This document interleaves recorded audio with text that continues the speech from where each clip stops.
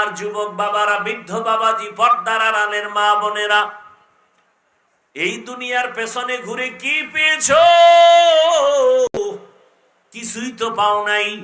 ধিক্কার, সম্মান নষ্ট হয়ে গেল। দুনিয়াতে এখন তোমার চরিত্র এত খারাপ যে ঘরওয়ালারা চায় তুমি মরে গেলে তারা খুশি। এত খারাপ। আর ভালো হয়ে চলো। ও যুবক বাবারা, তোমার মতো কত যুবক তোমার লাইনে আছে, লেখাপড়া করে, স্কুল কলেজে নামাজও ছাড়ে না। দেখো তারে সবাই দোয়া করে, তুমি কেন পারো না রে বাবা? দুনিয়ায় তোমাকে আটকায় ফেলেছে। তোমার মতো সন্তান কলেজে পড়ে, চাকরি করে, ব্যবসা করে, নামাজ পড়ে। ও এলাকার যুবক যারা রাস্তায় গাড়ি চালাও, ও ড্রাইভার বাবারা, তোমার মতো ড্রাইভারের মধ্যে কি নামাজি নাই? তুমি কেন পারো না? ও চাকরিজীবী বাবারা, আপনাদের মতো কত চাকরিজীবী চাকরিও করে, নামাজ পড়ে, আপনি পারেন না কেন? ও প্রশাসনিক ভাইরা, আপনাদের মধ্যে র্যাব, আর্মি, পুলিশ, বিডিআর 5 ওয়াক্ত নামাজ পড়ে, চাকরিও করে, বলেন আপনারা পারেন না কেন? ও আল্লাহর বান্দা, আসলে দুনিয়ায় আপনাকে গ্রাস করে ফেলেছে। আমরা আল্লাহর হুকুম মতো চলতে গিয়া কই আমরা না খায় মরি নাই? মহামারী করোনায় সব দরজা বন্ধ, কোরআনওয়ালাদের মাদ্রাসা বন্ধ হয় নাই। হইছে? কত মানুষ করোনায় মরে গেল, লাশ পড়ে রইল, কেউ কাছে যায় না। বাবা মরে গেল, সন্তান যায় না, মরার ভয়।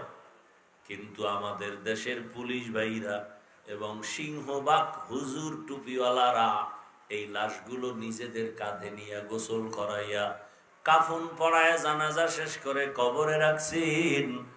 একজন হুজুরেও করোনায় মরে নাই।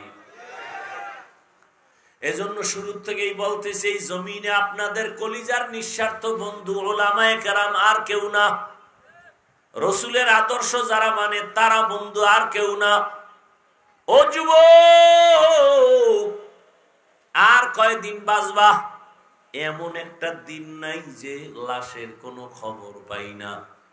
এই ফেসবুকের গোলামেরা, কয়দিন আগে দেখছো বিদেশ থেকে টাকা স্বর্ণ নিয়ে বাস ঢাকা আসছে, বেড়াবে, কিছুদিন থেকে চলে যাবে।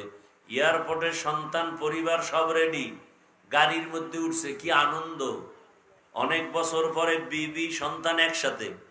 কিন্তু মালিকের কুদরত, বাড়ি যাবে, বাড়ি যাওয়ার কিছু আগে ড্রাইভার গাড়িটা টান দিয়া পানির মধ্যে ফেলে দিল।